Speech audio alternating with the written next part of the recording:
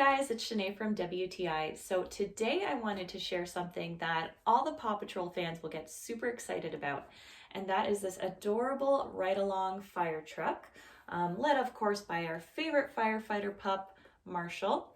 It's got a nice size seat for your little one to sit on, as well as handles, so they've got something to hold on to.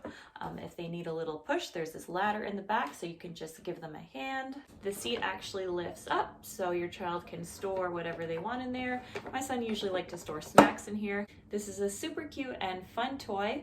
It lights up and makes 4 different sound effects, which I'll show you. We've got our heroic theme music, and then our other sound effects.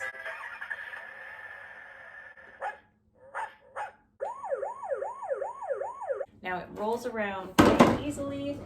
My son used to just love riding all throughout the house, pretending to put out fires, which was super cute to watch. Height-wise, this fit him when he was 1. Now he's 3, but he still loves to play with this from time to time. So it's a great toy. If you have a Paw Patrol lover, they're definitely going to go crazy for this, and that's my point of view.